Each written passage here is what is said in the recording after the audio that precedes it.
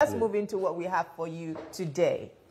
With political gears already shifting ahead of the 2027 general elections, tension is brewing within the Delta State chapter of the All Progressives Congress. An early endorsement by a faction of the party has sparked internal rivalry, threatening party unity.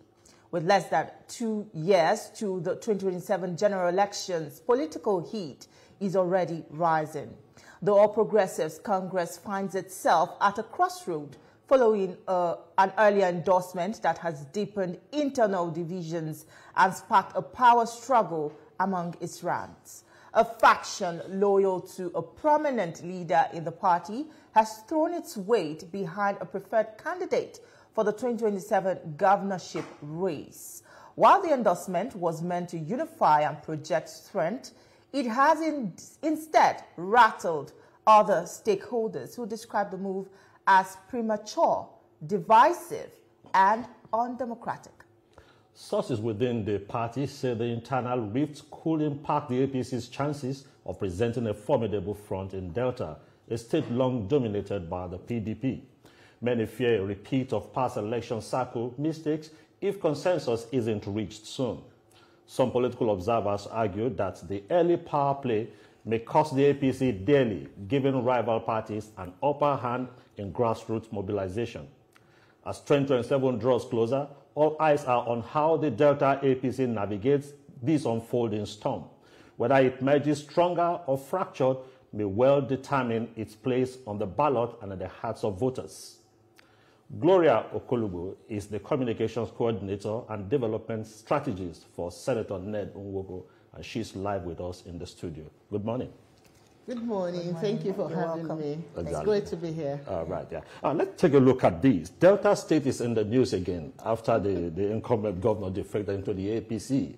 Now, what will it take to unify what people call the old APC and the new APC so that you approach the next election as one APC? What is going to be the price for this? The price for this is basically the quest for unity. The leader must be focused on the fact that the party must have a united front. There's a history to Delta State. Delta State party politics has been unique, and it was founded by pioneer fathers who used the word that politics is family.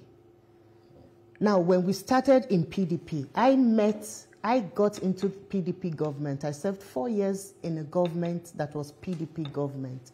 And I met a precedence in the party where the party structures were very much established.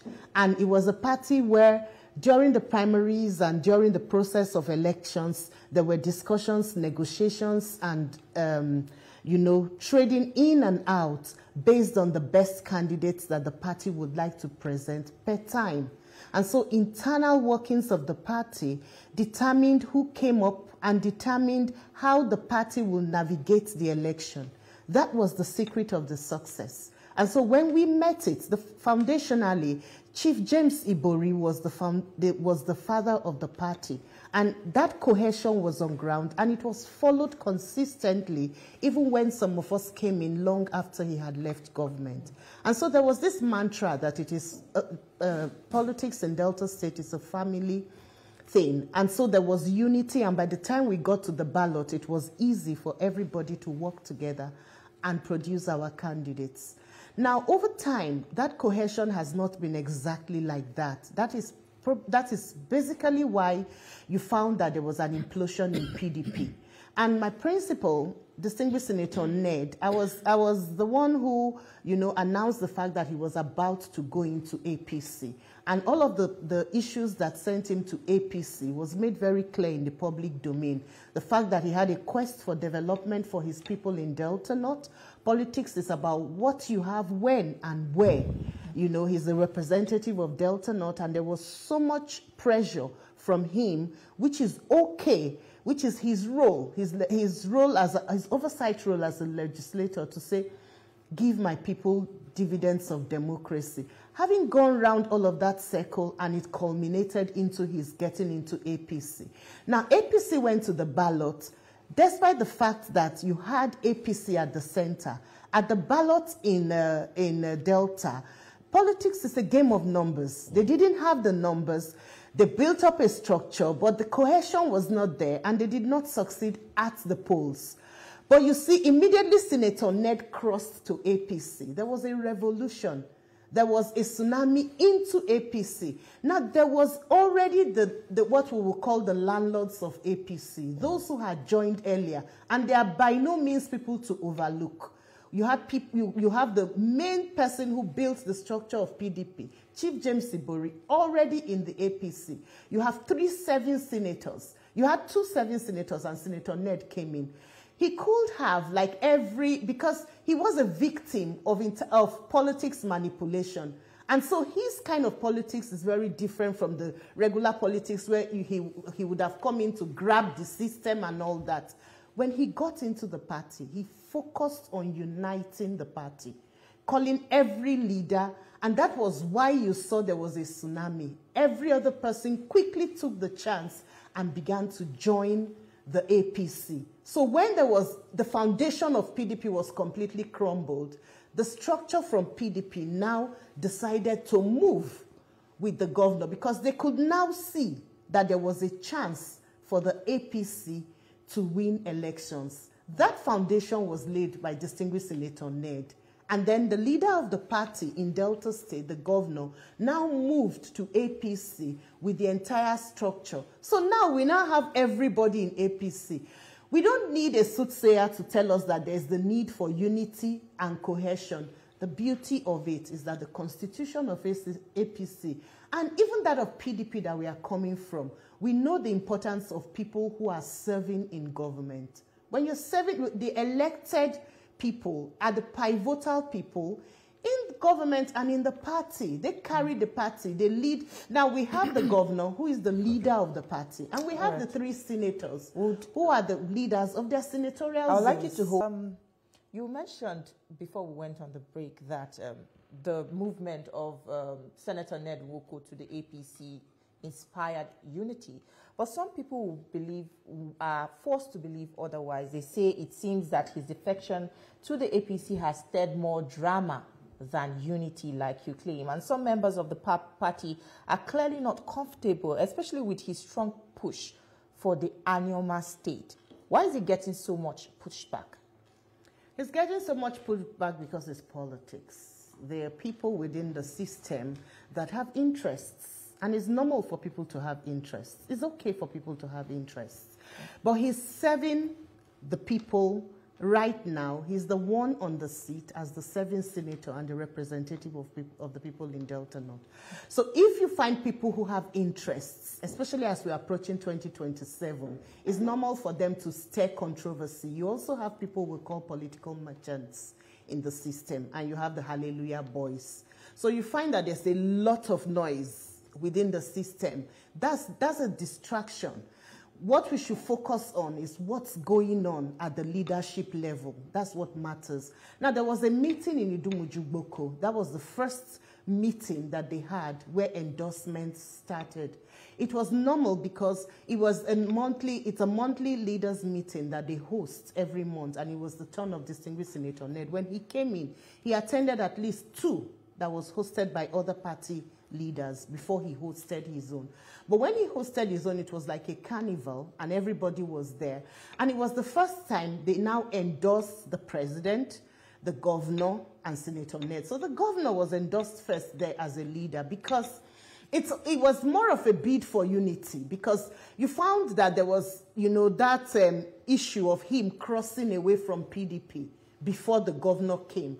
Now, it behoves on both of them not just both of them, the governor as the leader and the 3 senators in their senatorial zone, to unite the party and work together. And so it was just normal that they endorsed at that meeting. Thereafter, those who have interest to contest election, which is natural, are doing a lot of, their own political moves at the background to ensure that they say, okay, there's no endorsement, is this.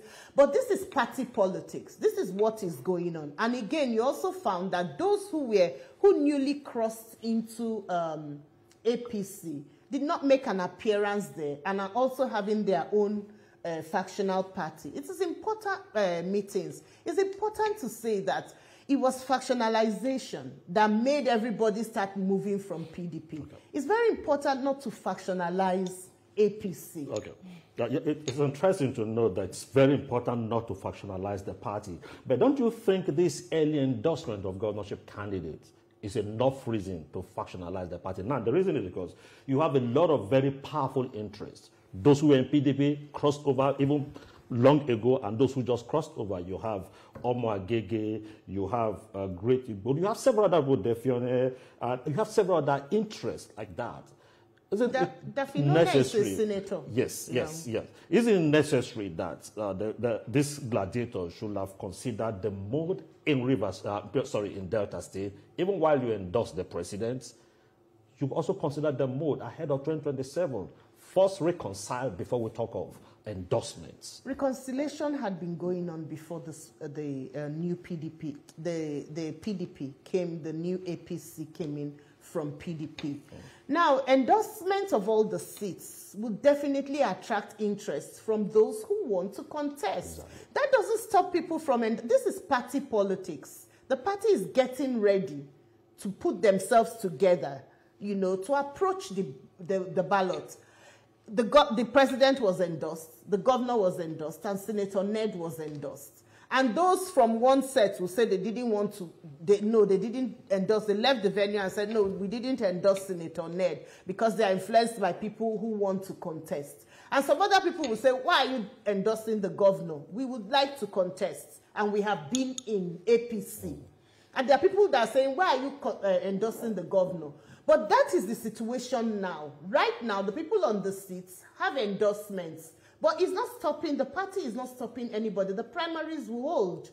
That doesn't stop anybody from coming into the field. And it must be noted that while those who are in office are the leaders of the party, they met people in APC. You cannot discountenance the structure and the people you met who are in APC. So it's very important that the leadership works with the people that are on ground and without distraction, make sure that there's cohesion to work together. It used to happen in PDP smoothly. That was why I was mentioning the fathers. Not because, for instance, James Ibori, like you pointed out, is not yet in APC. Mm-hmm. But when you have had a history that has worked for Delta State, where if you have a party, everybody, all the interests will come to the table. And, at the end of the day, it's about the stronger candidates going. Then the person who is stronger will be the final person that the party will present. And after the person wins the primaries, everybody will align with the person and go to general elections with the person. So it's absolutely unnecessary for anybody to heat up the polity. Endorsing the candidates right now is the right thing to do because they are the leaders, they are organizing, they are putting the party together, but nobody has said that the playing field will not be, open for everybody. And nobody is saying that negotiations shouldn't go on. It's very, very important for the party not to be factionalized again. Right. The spirit with which they came to the party should be such that it should be a unifying one, just like Senator Ned has set the precedence for everybody to see. Well, let's move along. One of the hottest issues right now is his proposal for the move to move Anyoma State into the Southeast zone. That decision has created tension between the Delta North and the South-South bloc. Did Senator Ned Nwoko really consult widely before making this decision? All of these things are in the public domain. Senator Ned Nwoko does not have the power to decide by himself that he wants to move Anyoma to Southeast. And when you talk about it like that, it's like you are moving the state and you are carrying them into the Southeast. No, Anyoma State is the oldest. We have been seeking Anyoma State even before a lot of the states that were created. In fact, when Anyoma was joined into Delta State, there was a lot of military presence, helicopters and military might because there was going to be massive protests. However, we've gone beyond that. We are now part of Delta State and part of South-South. Senator Ned saw a window because there is marginalization in the Southeast, because there are no numbers to represent the Southeast community at the ballots. And because there's a quest for a 6th state, Southeast has only 5. That is the best window for state creation. It's not practical to balkanize the whole of Nigeria, but there's that window for state creation. When bullets were raining on Anioma citizens from Asaba to Ogwashuku and everywhere, nobody said, we are not part of Biafra, you are not part of Igbos. We were labeled as Igbos, and we bore the brunt of the Southeast during the war. And if there's a people that are meant to be compensated, it is the people of Anioma with a state. And if you talk about viability, most of the Southeast states are not viable for balkanization, for division into another state. But if you have Anioma state and there's negotiation, it can be a part of the Southeast bloc. It doesn't mean we're part of South-South like this. There are lots of drawback, and there's a lot of marginalization when you compare what happens in the South-South, the consideration of River State, Bayelsa in a lot of things. We don't get considered that way. Okay. So you can't say that there's a lot of bed of roses for us to sit back and not take the window. That is the window that is available. Okay. However, he has left the conversation open. It's up to the president to decide. There's still a chance that we can be in the South-South. That was why during the presentations, we made a presentation to the Southeast zone, and we also made a presentation to the South-South for consideration. Let's look at stay with this state creation. For some, it's just an unnecessary distraction because we've not seen a civilian government that have been able to create states. And the process of creating states, it has to go through all the states of the country. So saying that, for instance, it's easier to create from the Southeast might be pretty difficult because the other man in that other geopolitical zone are also agitating. So do you think as we walk in towards 2027, it's even a thing to consider? Don't you think it will divide us the more? Because most of the states as we have today are not even viable. And we're talking of creating additional states. What you are saying is the conversation of the political merchants. If you have followed what is going on with Anioma state creation, you will realize that it has gone beyond what you're talking about. When we're talking about local government autonomy, for instance, I remember in 2017 I was in a program, and it was a former senator that was there and was saying it's impossible to get local government autonomy because of this. Today you have local governments basking in a lot of money and they're operating very much at the local government level. You can't say because a process is difficult, it's impossible. Senator Ned, with his knowledge of legislative nuance, came by way of constitutional amendment. That's an option that is fast. And that's an option that is on the table. And that's an option that the 10th Assembly is trying to make sure they do. And with constitutional amendment, it is on the course. We have done public hearing. We are waiting for the 3rd reading. Now, I'd like to ask, some political actors believe Senator Ned Nwoko is going about this proposal for a new state creation, that's the Anioma state. He's going about it the wrong way. They accuse him of hijacking it for his own personal gain. Do you think that there's some truth in this? Everybody that is in the political space that is from Delta North had a chance to talk about Anioma state when they were senators. Those who are leaders within that place that is bringing up all of this conversation, they had 8 years each at the Senate, and they had the opportunity that Senator Ned had now to make Anioma state a pivotal issue to pursue. Nobody thought it. Even as we speak, those in the House of Reps are not taking the matter up the way Senator Ned is taking it. So he has deemed it important and said that this is his first constituency project. And he has gone far with it. If some other persons were pursuing the agenda, they won't be saying this. Politics is about interest. And he has made Delta State is viable to produce 2 different states. In fact, it's practically 2 different states that we have joined together. So that's an issue. I'm surprised you didn't ask me about the talk about Senator Ned leaving APC. I thought that was going to be the first thing. You had not heard about it. Senator Ned is a major stakeholder in APC right now.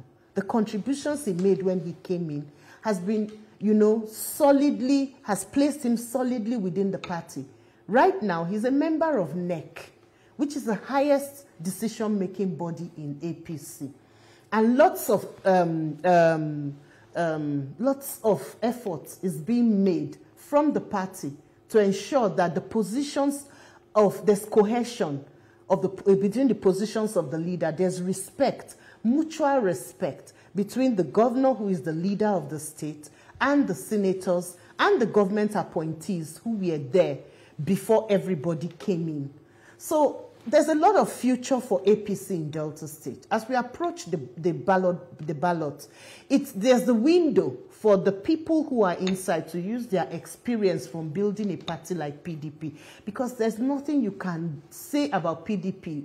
You must give it to PDP, that PDP was a solid structure that was able to permeate every part of society, you know, in Delta State and in the states that it held sway. And that was because there was party cohesion, there was building through the structures, there was respect for leadership.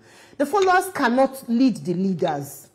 Leave the Hallelujah boys and the merchants alone. Let the leaders lead the party and the other people follow. That's what it's supposed to be, and that's what the constitution of APC, you know, requires. Okay. And we look forward to, as we move on towards the election, that cohesion being there, and it behoves the leaders to ensure that they set good precedents and ensure that that happens. Senator Ned is solidly the leader of the PDP you talked about, James Ibori, how involved is he in the affairs of APC in Delta State, and also his relationship with the incumbent governor, especially now that your party, the APC, has a new national chairman? What is the game ahead? The leader, His Excellency Governor Ibori, without even being in any party, anybody in politics must consult with leaders to start with, not to talk about the main leader who put the structures together. So he holds a leadership position that cannot be pushed away in Delta State. So he has not, we don't know him as an APC party man, but he's also part of the governorship forum, the class of governors that served with the present president. So that tells you that he holds a major position in the structure in the state. As a statesman, he advises and all of that. As the leader of the party, the governor, he's an experienced man and all of that. So he knows what to do to consult with the relevant people. And when he joined the party, he himself said he does not believe in factions. We take him for his word. He said he's not talking about this faction or this faction. He has emerged as the leader. He's going to, you know, work with everybody and build a party. Those were his words, and we take him for his words. So that's the important factor. It's not the distractions. When people were talking about this being a leader or this being a leader, immediately there was a meeting at the national level. That was sorted out because of the delegates they sent from the state. It was clear the people who are leading within the structure. So it's very important for people not to heat up the system, but it's normal. It's nothing that is big deal because people have interests. And politics is about interests. So at the end of the day, it is the stronger candidates that will come up because the party wants to win elections. Do you fear an implosion in APC? No, that's not possible. They will talk and they will put things together. All right. Yeah. We must say thank you for your contributions this morning on the Thank program. you so much. It was a pleasure speaking with you. It's a pleasure. With you. Thank you. Thank you. Yeah.